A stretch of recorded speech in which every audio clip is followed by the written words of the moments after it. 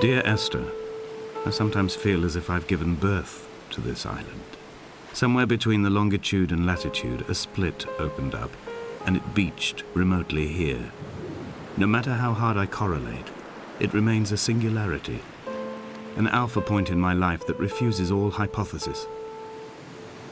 I return each time leaving fresh markers that I hope, in the full glare of my hopelessness, will have blossomed into fresh insight in the interim.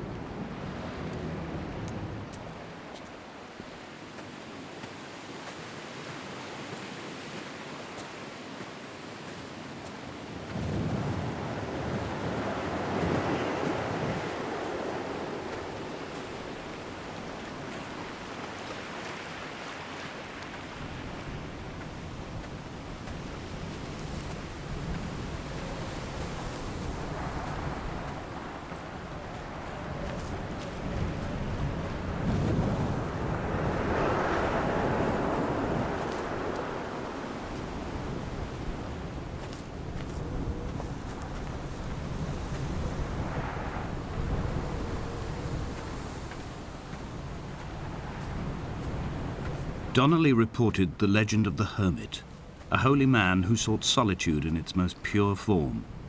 Allegedly, he rode here from the mainland in a boat without a bottom, so all the creatures of the sea could rise at night to converse with him. How disappointed he must have been with their chatter. Perhaps now, when all that haunts the ocean is the rubbish dumped from the tankers, he'd find more peace. They say he threw his arms wide in a valley on the south side, and the cliff opened up to provide him shelter. They say he died of fever 116 years later.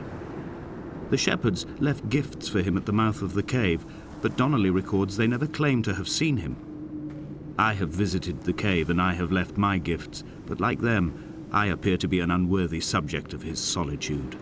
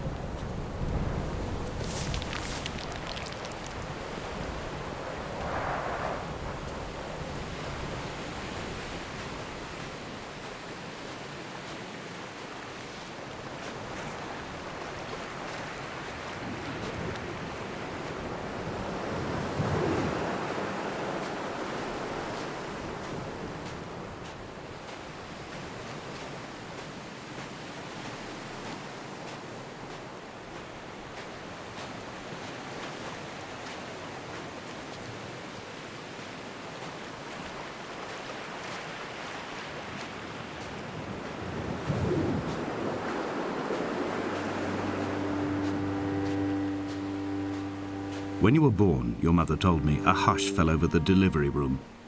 A great red birthmark covered the left side of your face. No one knew what to say, so you cried to fill the vacuum. I always admired you for that you cried to fill whatever vacuum you found. I began to manufacture vacuums just to enable you to deploy your talent. The birthmark faded by the time you were 6 and had gone completely by the time we met, but your fascination with the empty and its cure remained.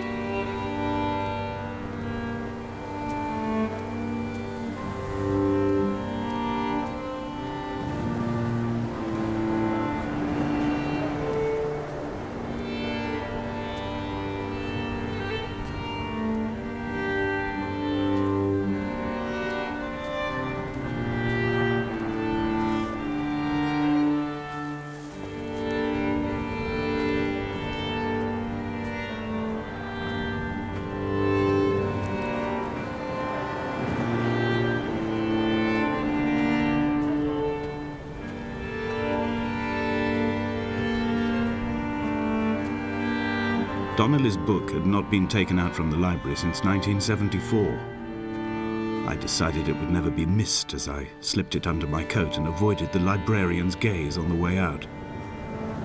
If the subject matter is obscure, the writer's literary style is even more so. It is not the text of a stable or trustworthy reporter. Perhaps it is fitting that my only companion in these last days should be a stolen book written by a dying man.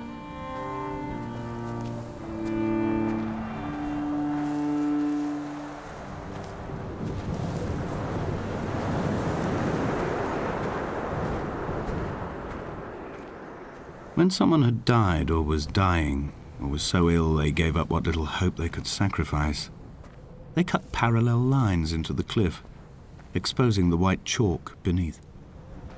You could see them from the mainland or the fishing boats, and know to send aid or impose a cordon of protection, and wait a generation until whatever pestilence stalked the cliff paths died along with its hosts. My lines are just for this: to keep any would-be rescuers at bay.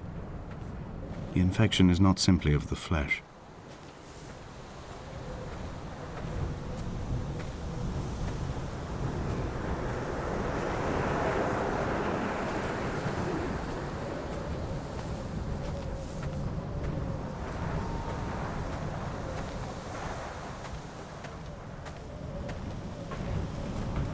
They were God-fearing people, those shepherds.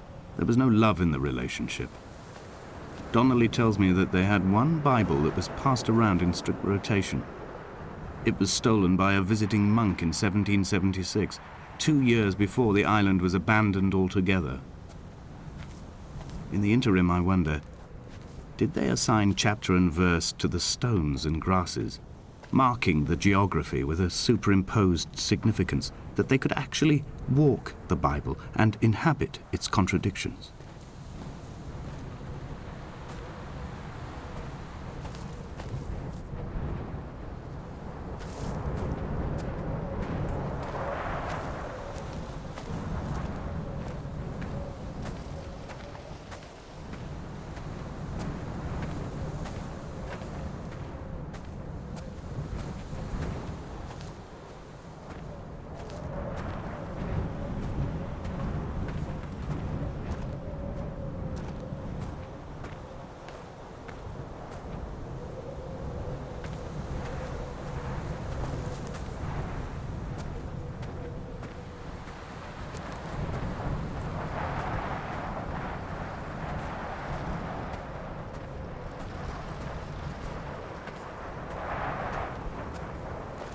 Dear Esther, I met Paul.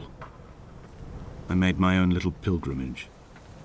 My Damascus, a small semi-detached on the outskirts of Wolverhampton. We drank coffee in his kitchen and tried to connect to one another. Although he knew I hadn't come in search of an apology, reason or retribution, he still spiraled in panic, thrown high and lucid by his own dented bonnet. Responsibility had made him old. Like us, he'd already passed beyond any conceivable boundary of life. I threw my arms wide and the cliff opened out before me, making this rough home. I transferred my belongings from the bothy on the mount and tried to live here instead. It was cold at night and the sea lapped at the entrance at high tide. To climb the peak, I must first venture even deeper into the veins of the island, where the signals are blocked altogether. Only then will I understand them, when I stand on the summit and they flow into me, uncorrupted.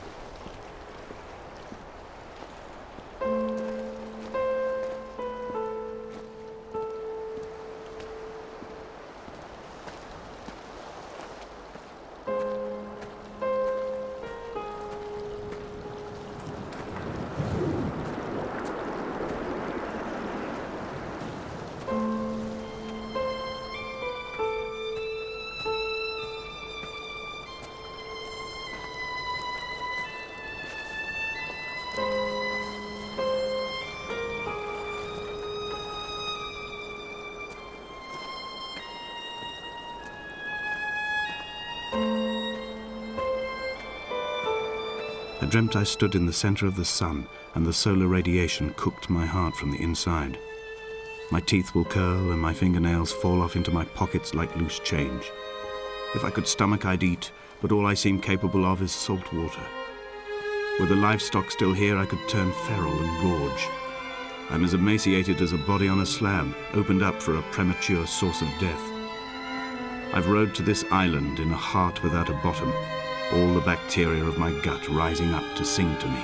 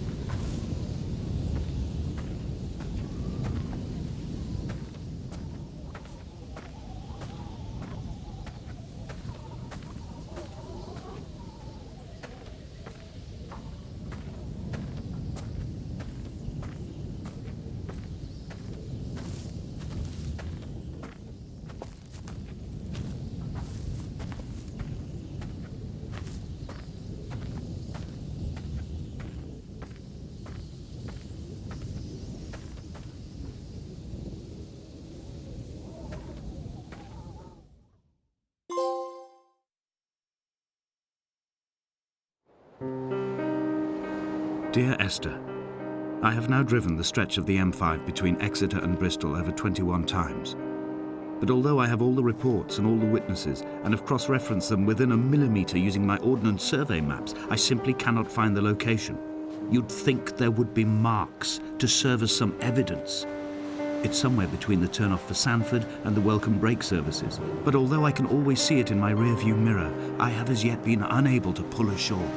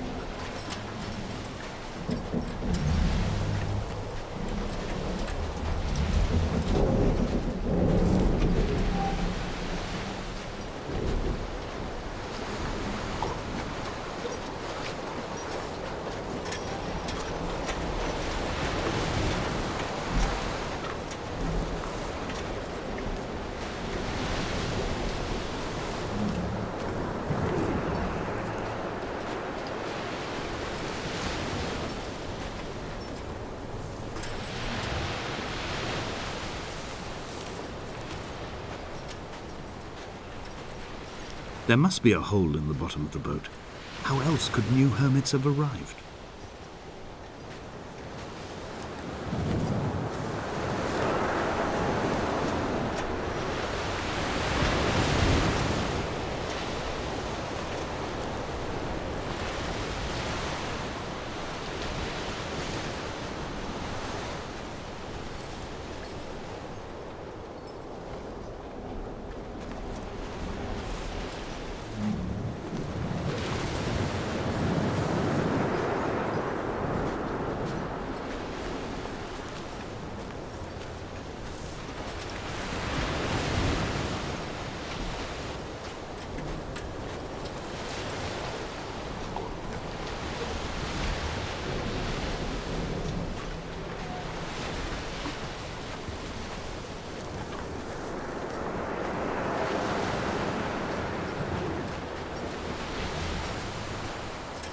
I had kidney stones and you visited me in the hospital.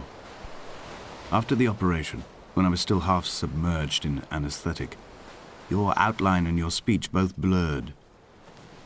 Now my stones have grown into an island and made their escape, and you have been rendered opaque by the car of a drunk.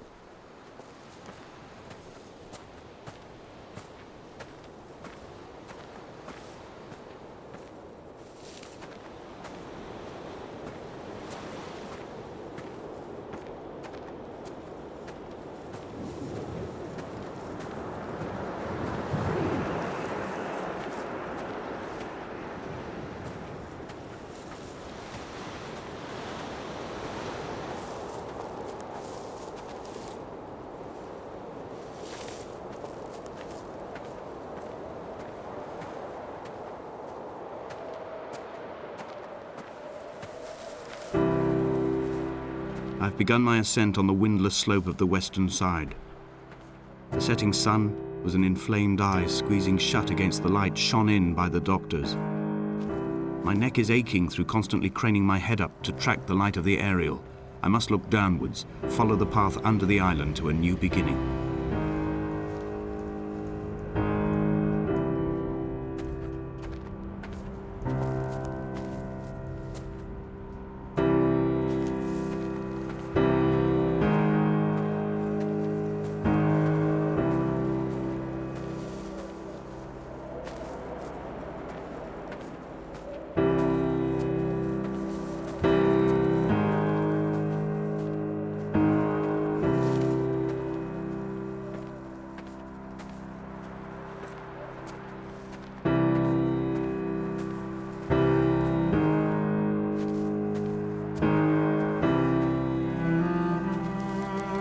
The bothy was constructed originally in the early 1700s.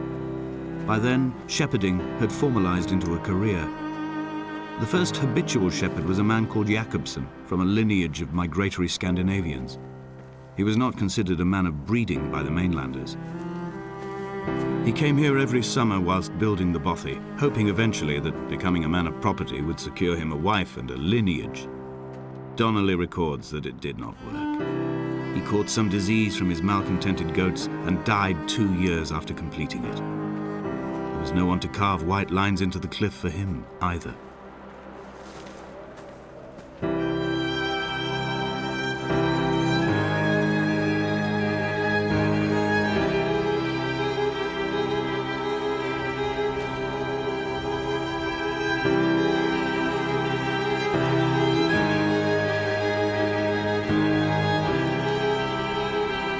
Inventory. A trestle table we spread wallpaper on in our first home. A folding chair. I laughed at you for bringing camping in the lakes. I was uncomfortable later and you laughed then. This diary, the bed with the broken springs. Once asleep you have to remember not to dream. A change of clothes. Donnelly's book, stolen from Edinburgh Library on the way here. I will burn them all on the last morning and make an aerial of my own.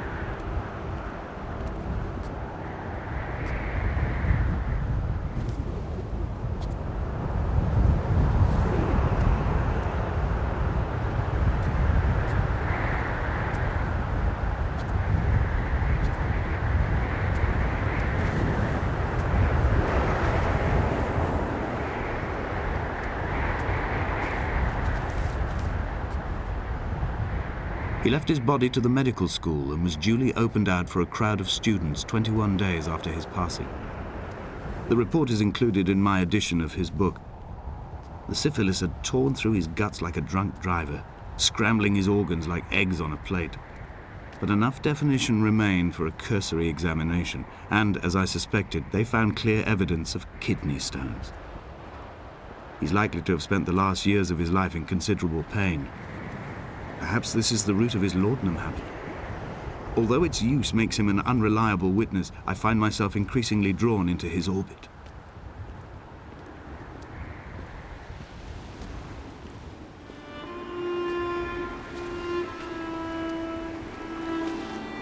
They found Jakobsen in early spring. The thaw had only just come. Even though he'd been dead nearly 7 months, his body had been frozen right down to the nerves and had not even begun to decompose. All around him, small flowers were reaching for the weak sun. The goats had adjusted happily to life without a shepherd and were grazing freely about the valley. Donnelly reports they hurled the body in fear and disgust down the shaft, but I cannot corroborate this story.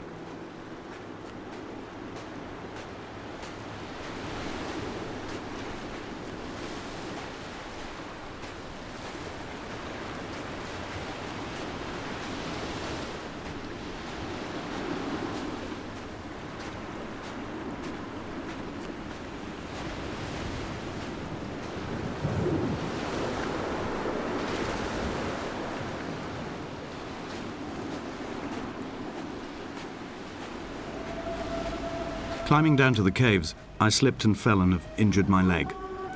I think the femur is broken. It is clearly infected.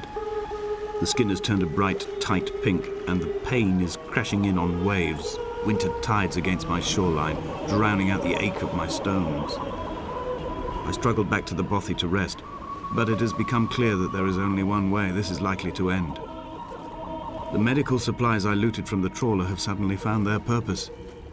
They will keep me lucid for my final ascent.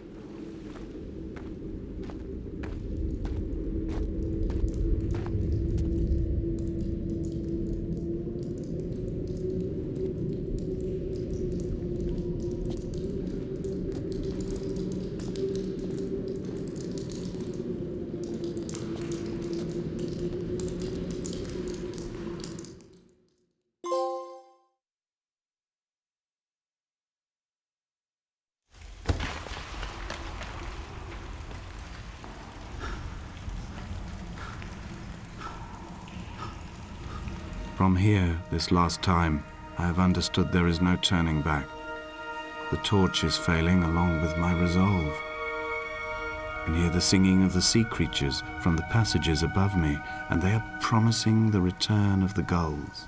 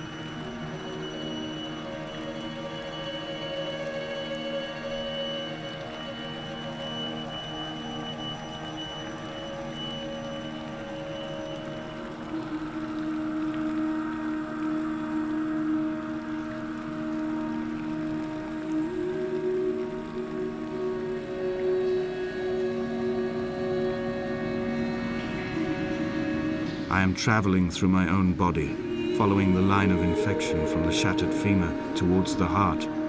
I swallow fistfuls of painkillers to stay lucid.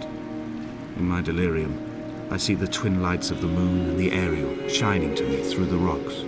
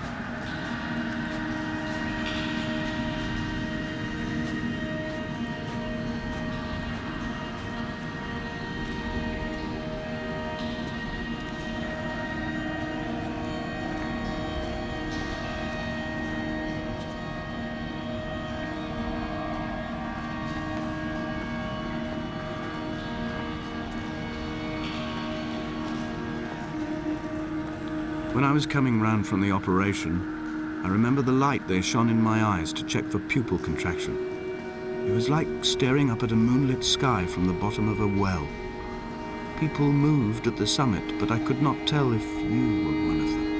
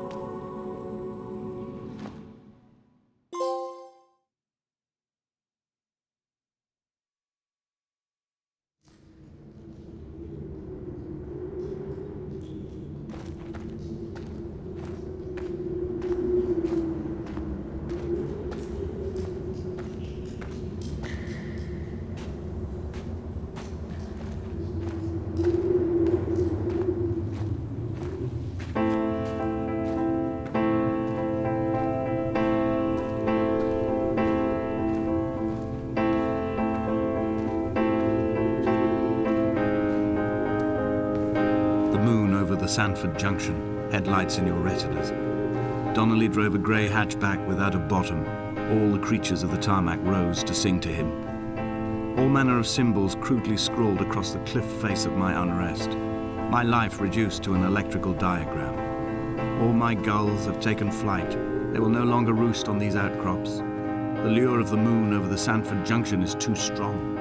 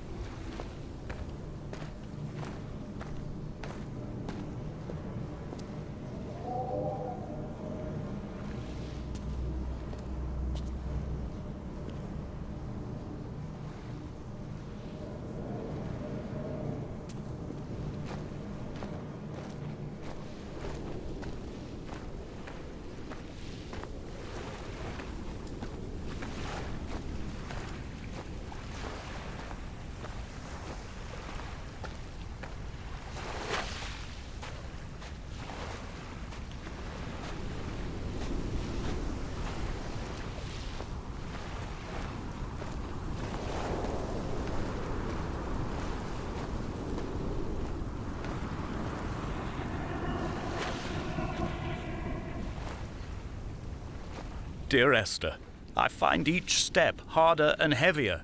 I drag Donnelly's corpse on my back across these rocks, and all I hear are his whispers of guilt, his reminders, his burnt letters, his neatly folded clothes. He tells me I was not drunk at all.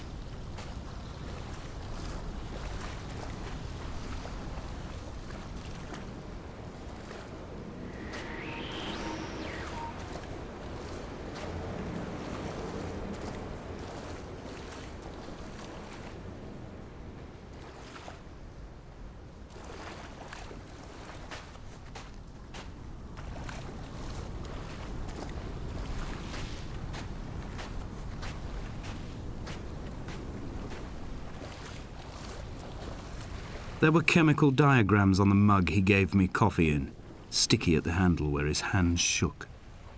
He worked for a pharmaceutical company with an office based on the outskirts of Wolverhampton. He'd been travelling back from a sales conference in Exeter, forming a strategic vision for the peddling of antacid yogurt to the European market. You could trace the connections with your finger, join the dots, and whole new compounds would be summoned into activity.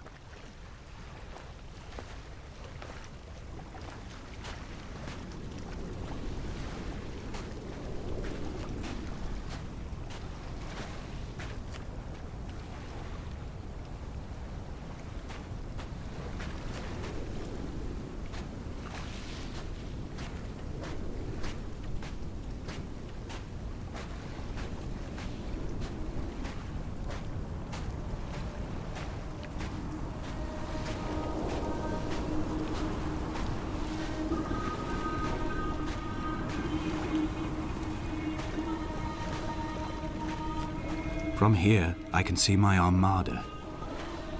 I collected all the letters I'd ever meant to send to you, if I'd have ever made it to the mainland, but had instead collected at the bottom of my rucksack, and I spread them out along the lost beach. Then I took each and every one, and I folded them into boats. I folded you into the creases, and then, as the sun was setting, I set the fleet to sail. Shattered into 21 pieces, I consigned you to the Atlantic, and I sat here until I'd watched all of you sink.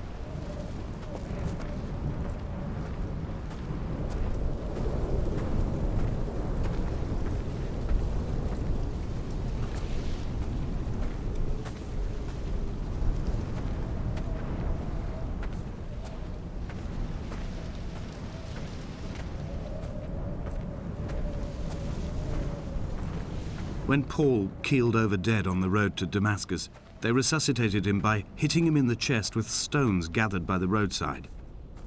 He was lifeless for 21 minutes, certainly long enough for the oxygen levels in his brain to have decreased and caused hallucinations and delusions of transcendence.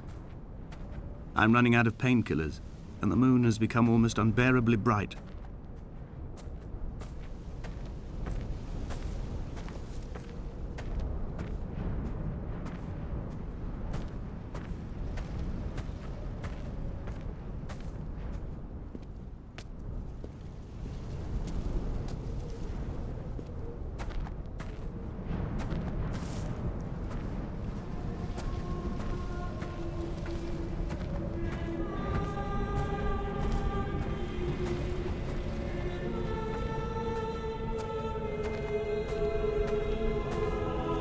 I've begun my voyage in a paper boat without a bottom.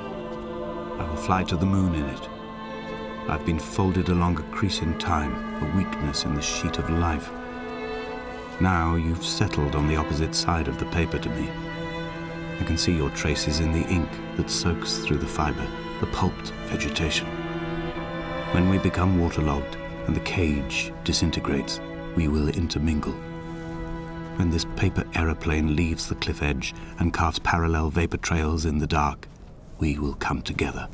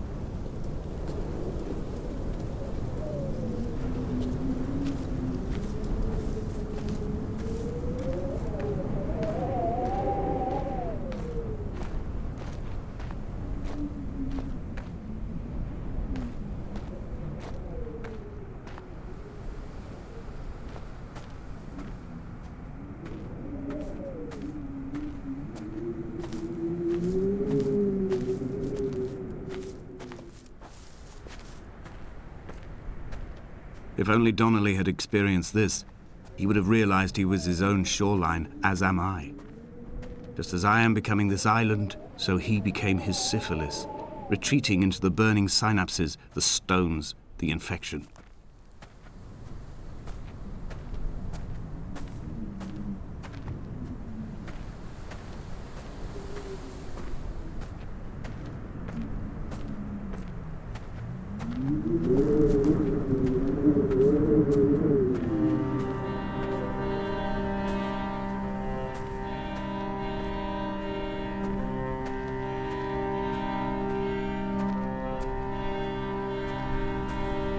Returning to my car afterwards, hands still shaking, and a head split open by the impact.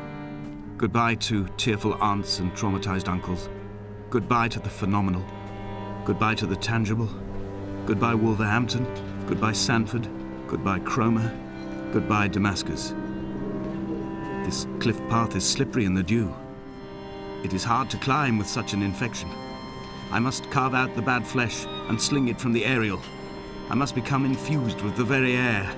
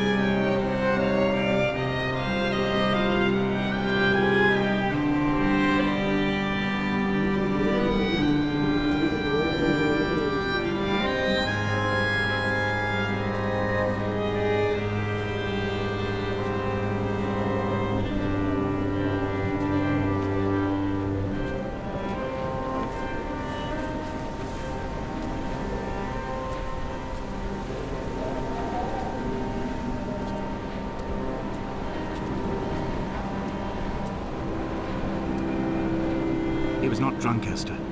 He was not drunk at all. He had not drunk with Donnelly or spat Jakobsen back at the sea. He had not careered across the lost shores and terminal beaches of this nascent archipelago. He did not intend his bonnet to be crumpled like a spent tissue by the impact. His windscreen was not star-studded all over like a map of the heavens. His paintwork etched with circuit diagrams, strange fish to call the gulls away. The phosphorescence of the skid marks lighting the M5 all the way from Exeter to Damascus.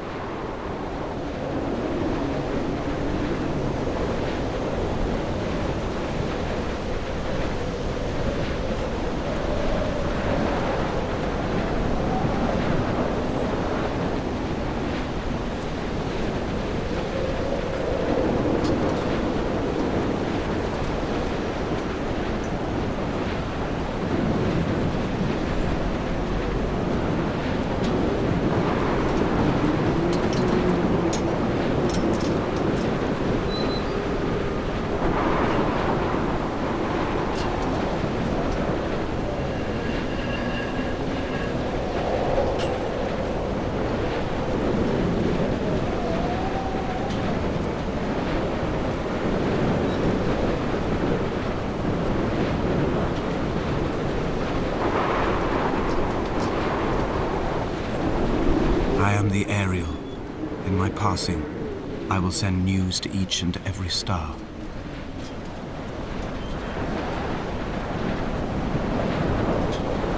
Dear Esther, I have burnt my belongings, my books, this death certificate.